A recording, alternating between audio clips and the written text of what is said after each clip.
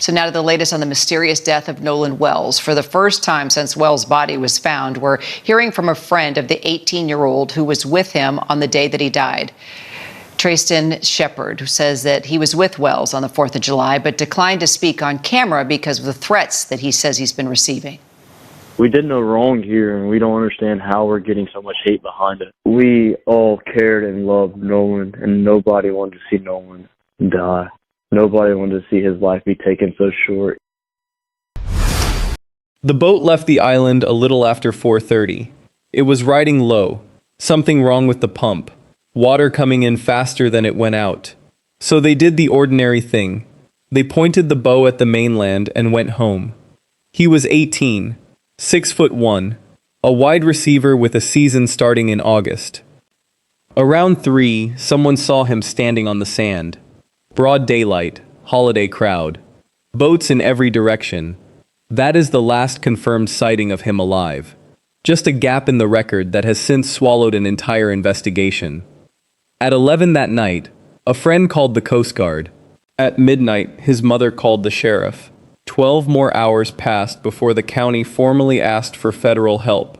And by the time anyone with a badge stood where he had stood, the tide had come and gone twice. A park ranger found him Monday morning, face down in the shallows at the far end of the island. That was days ago. Since then, national news crews.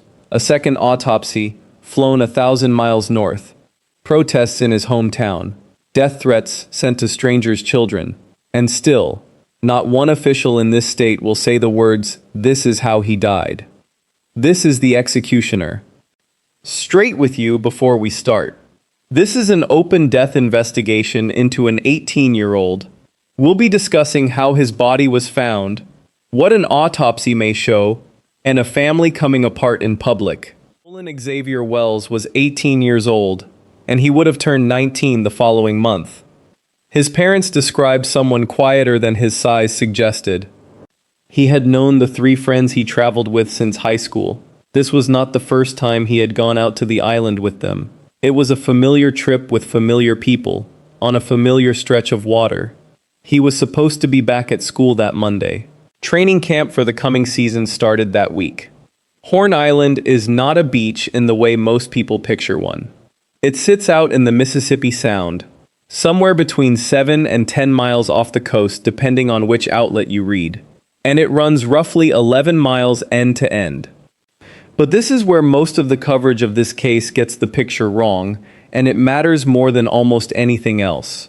On the 4th of July, that island was not empty. According to the family's attorneys, roughly 200 people were on it. Boats were tied up along the shoreline. People were swimming, eating, celebrating a holiday. Brian Trasher, vice president of the United Cajun Navy, later spoke to people who had been there and described a beach packed with boats and people, some of whom had been drinking. On the evening of July 3rd, Nolan came to his parents' house and cooked them dinner, salmon. He ate with them, and then he told his mother he was heading out. He said he loved her. He gave her a kiss and a hug, and he left. That was the last time Christine and Elmore Wansley saw their son. He drove to a friend's house that night, one of the group he was going out on the water with the next morning. He parked his car in the yard. He left it there. Nobody thought anything of it because there was no reason to. The morning of the 4th, the group headed out to Horn Island. There is a photograph from that boat. Nolan is standing at the center of it, taller than everyone around him, one arm slung casually over his friend's shoulders, grinning at the camera. He is in blue swim trunks and sunglasses, no shirt. It is an entirely ordinary picture of teenagers on a holiday.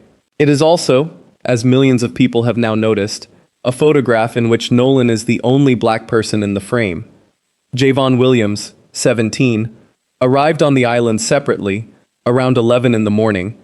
He walked down toward the boats and found Nolan surrounded by a large group of people. Nolan greeted him warmly. They spent time together. By Williams's account, it was, up to that point, simply a good day. Then, sometime in the middle of the afternoon, an altercation broke out on the beach. It did not involve Nolan. It involved a different friend of Williams's, a young man named Tristan Shepard, and it had nothing to do with the group Nolan had arrived with. Williams went to check on him. He was gone 15, maybe 20 minutes. When he came back, the boat was gone. And here is where even the eyewitness account starts to fray, because Williams has been careful about what he actually knows. There were two boats tied up near each other in that area. He cannot say with certainty which one Nolan had come in on. Nolan's friends say they last saw him at roughly 3 in the afternoon. According to Ben Crump, the family's attorney, that same group did not actually leave the island until around 4:30. That is 90 minutes. An hour and a half in which Nolan Wells was, by his friend's own account, no longer with them, and in which they were still there. Judge Ashley Cole, whose son was on that trip, has said the group left when they did because the boat had started having problems and was taking on water. That may well be true. It explains an early departure. It does not explain the 90 minutes. 90 minutes on a beach with 200 people and not one account of what happened in any of them. So what happened in those 90 minutes? There are two answers, and they cannot both be correct. Here is the first, and it is the version that reached the public before any other. Sheriff John Ledbetter told the Associated Press that, based on the people his investigators had spoken to, it sounded like Nolan chose to stay on the island, with the assumption that he was going to ride back to the mainland with someone else. That is the account the sheriff's office worked from in the earliest days. It came from the young men who were on the boat. Their specific claim is that Nolan stayed behind because he wanted to keep talking to a girl he had met out there.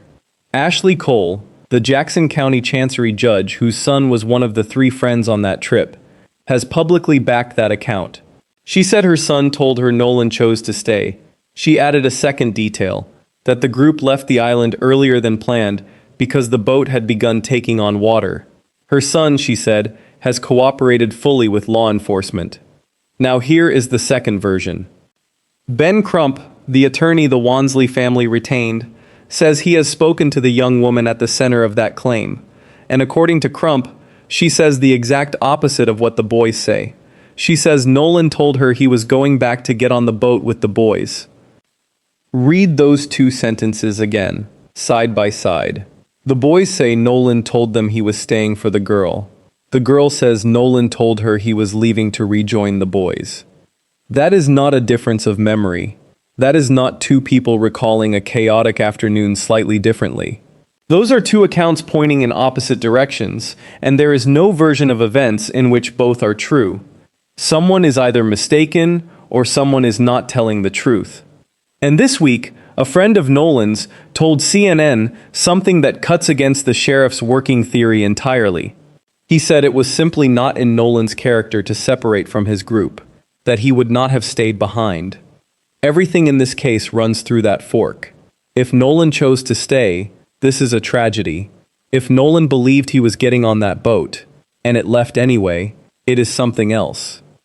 Whichever version holds decides the only question that matters. Did he stay, or was he left? Nolan's car was still sitting in the yard of the house where he had spent the night. His keys were somewhere inside it, and with his son missing, Elmore Wansley drove over to get them. What happened at that house is, in Elmore's own telling, the moment his trust collapsed. He asked the young men there for the keys. One of them told him he didn't know where they were. Elmore has described the response as blank. The young man acted clueless, saying he had no idea. Elmore asked to go into a room in the house himself and look for them, so that he could get into his son's car. He was refused. Elmore was, by his own account, deeply emotional at that point. His son had been missing for hours. He stepped away from the house. About 5 minutes later, the young man came back out with the keys. What happened in those 5 minutes is this. Someone made contact with a girl who had been at the house earlier in the day. She said Nolan had left the keys on top of the Xbox. And that, apparently, is exactly where they were, sitting in plain view, in a room in a house full of people who had just spent the day with him. Elmore took the keys, and then, he says, the friend and his family went inside and stayed inside and did not come back out until the police arrived. His words afterward were simple. Now I feel like you lied to me. Then there is the phone. When the group left Horn Island, Nolan's phone left with them. It came off that island in someone else's possession and ended up at a house on the mainland. Christine Wansley tracked it herself. She pulled up Life 360, the family location app, and it told her the phone was back on land. That conflicted with what she was seeing on Snapchat, which showed her something entirely different. 2 apps, 2 answers, and a mother trying to work out which one was telling her the truth about where her son was. Tashema Hands, the mother of one of Nolan's friends, went to retrieve the phone. She tracked it to a house where a lot of people had gathered. She later told CNN's Laura Coates that it took roughly 15 minutes for someone in that house to locate the phone and hand it over. When Christine finally had it in her hands, what disturbed her was not what was on it. It was what wasn't. There were no photos from that day. No videos, nothing from the island at all. She described the phone as too clean, and she said that made no sense to her, because she knew her son, and her son was a kid who always had his phone out. Ben Crump has gone further, saying that when the family got the phone back, messages had been deleted. No official finding has been released about that phone. It is possible Nolan simply never took a picture. Others clearly did. Photographs from that boat exist. But sit with the structure of what has just been described. A father had to argue his way to his son's car keys. A friend's mother had to physically drive to a house and wait while strangers looked for the phone. And in the end, Nolan Wells' parents recovered his phone before the police did. On July 6th, the day Nolan's body was recovered, the Jackson County Sheriff's Office told the public that no foul play was suspected. Sheriff John Ledbetter put it plainly to reporters. He said there was no information they had at that point that would lead them to believe a crime had occurred. Authorities said they believed Nolan had drowned. Now look carefully at when that was said. It was said before the state autopsy was complete, before toxicology had been ordered, let alone returned, before a cause of death existed anywhere on paper, before investigators had finished interviewing the people who were on that island. The sheriff's office reached the public with a conclusion at a moment when it did not yet have the evidence to support one, and it did not explain how it had gotten there. Charles Ramsey has spent his career defending police departments from exactly the kind of impatience that surrounds a case like this. He is a CNN law enforcement analyst who ran both the Philadelphia and the Washington, D.C. police departments. He is black, and he has said openly that he understands why people in Mississippi would worry about whether race was shaping this investigation. And even he says that statement was a mistake. Ramsey's assessment is that it was likely a poor choice of words. What the department probably meant was closer to what the coroner had actually observed, that there were no immediate, obvious signs of foul play. That is a preliminary observation. It describes what a person could see at a glance. It is not a finding, it is not a conclusion, and it is not the same sentence as no foul play is suspected. But that is the sentence that went out, and the public heard a verdict. Now put yourself in the Wansleys' position. Their son was dead, the cause of death had not been determined, and the agency responsible for finding out had already told the world it wasn't looking for a crime. Christine Wansley chose her words carefully afterward. She said she absolutely respects law enforcement. But she said the accidental drowning explanation made both her and Nolan's father uncomfortable. And she asked the question that has driven this entire case since. Why are we so quick to rush to this? That is the hinge. Everything that has happened in the 10 days since, the second autopsy, the national press conferences, the protests, the theories, the threats, flows out of 4 words that closed a door before the evidence had entered the room. Because when an official channel says something like that and then goes quiet, the public does not wait patiently for a correction. It starts building its own explanation. If you want the version of this story where every claim is labeled before you're asked to believe it, sourced, alleged, or invented, subscribe now. The family did not trust the process, so they built their own. The state autopsy was performed by the Mississippi State Medical Examiner's Office. The family commissioned a second, entirely independent examination, and they did not choose an unknown for it. They brought in Dr. Roger A.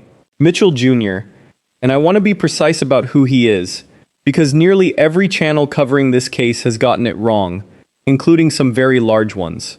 Dr. Mitchell is not the current chief medical examiner of Washington, D.C. He is the immediate past chief medical examiner, having held that office from 2014 to 2021. Today, he is a professor and the chair of pathology at Howard University College of Medicine and the president of Howard University Hospital. That is not a smaller credential. It is arguably a more useful one. He is among the most experienced forensic pathologists in the country.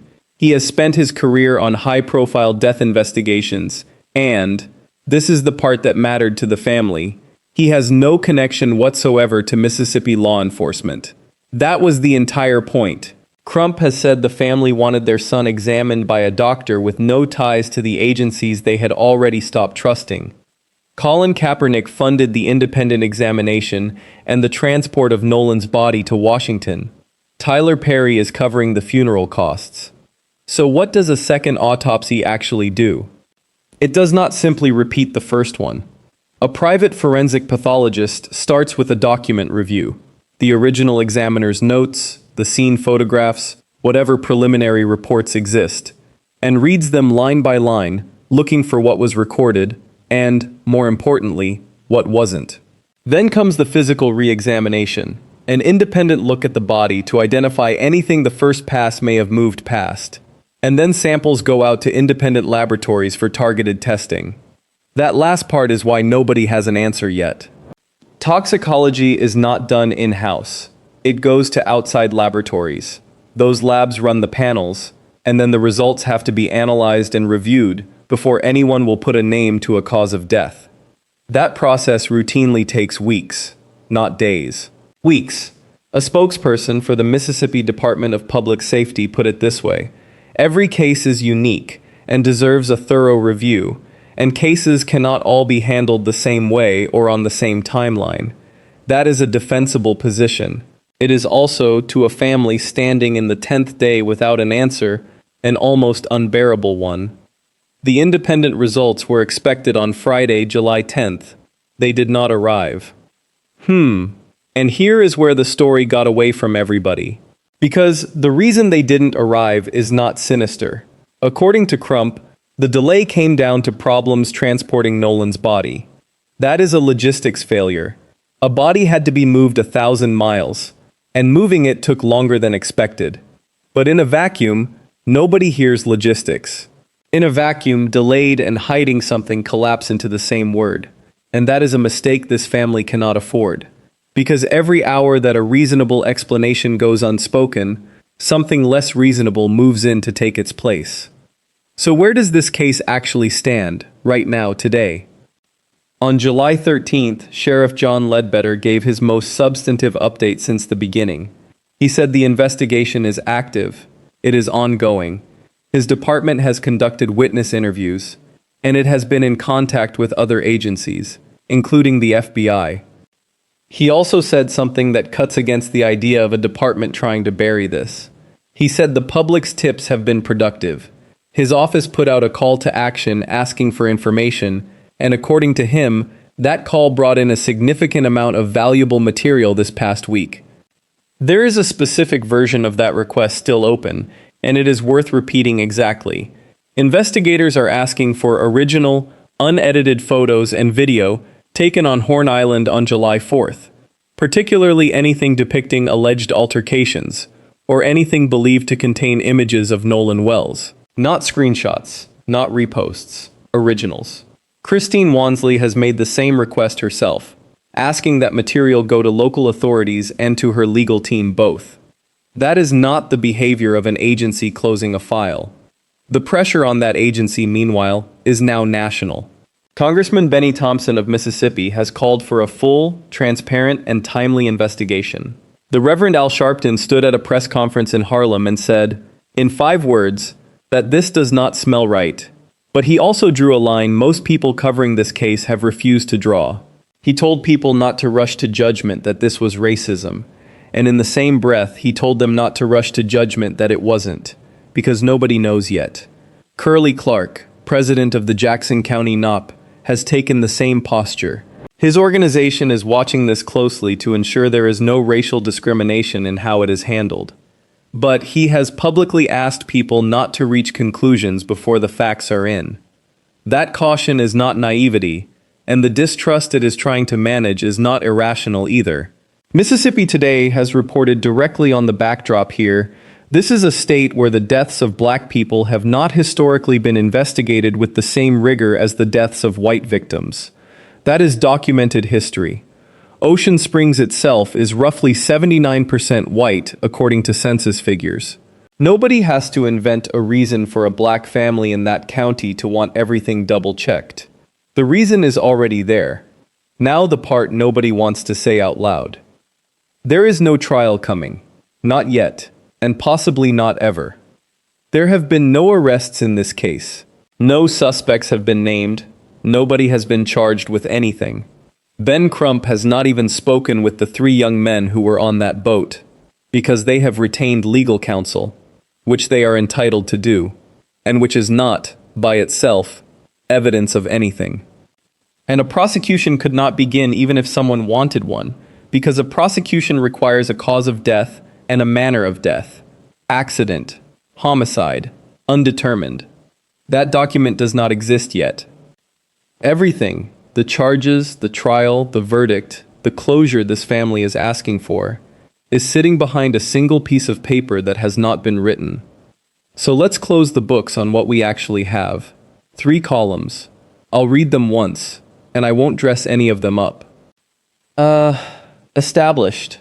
There is a 90-minute window between the last time Nolan's friends say they saw him and the time their boat left the island, and nobody has accounted for it. A friend called the Coast Guard that night, and the Coast Guard determined the incident did not require their assistance. Agencies argued over who had jurisdiction over an island in the Mississippi Sound, while a mother sat in a parking lot trying to report her son missing. A father had to stand outside a house and wait for his son's car keys to materialize. Nolan's parents recovered his phone before law enforcement did. The county coroner is the one who asked for a full state autopsy. Toxicology is still out. The sheriff's office is in contact with the FBI. Claimed, but not confirmed, that an adult was aboard that boat, that messages were deleted from Nolan's phone, and, this is the one people forget, is still an open question. Whether Nolan was in any altercation on that island at all. Invented. The autopsy results circulating online, the staged body, the faked engine failure. None of that came from an investigator, a witness, or a medical examiner. All of it was manufactured to fill a silence. The last word here doesn't belong to me. It belongs to Trayston Shepard, the friend whose own voice was mistaken by millions of people for evidence of a crime. He said everyone needs to let the investigation continue and let the facts come out. If the facts show that somebody harmed Nolan, he hopes justice is brought. And if it was a tragic accident, and somebody stayed quiet about it, he hopes justice is brought for that too. And then he said, the only sentence in this entire case that nobody disputes. I just know I've lost my best friend. On Monday, July 20th, Nolan Xavier Wells will be laid to rest at the Mississippi Coast Coliseum in Biloxi. The commission approved the venue this week. Its executive director, Sam Voisin, said they are finalizing the details with the family now. It is one of the largest venues on the coast, and they will need it. 4 hours north, in Summit, a football team is starting camp without its wide receiver. He was supposed to be there this week. The silence over Horn Island is going to end. A cause of death is coming, and when it lands it will either confirm what the sheriff's office said on day 2, or it will detonate this county. When it does, you'll get it here with a name attached, a source attached, and a date attached. Subscribe, and I'll bring you the finding, not the theory.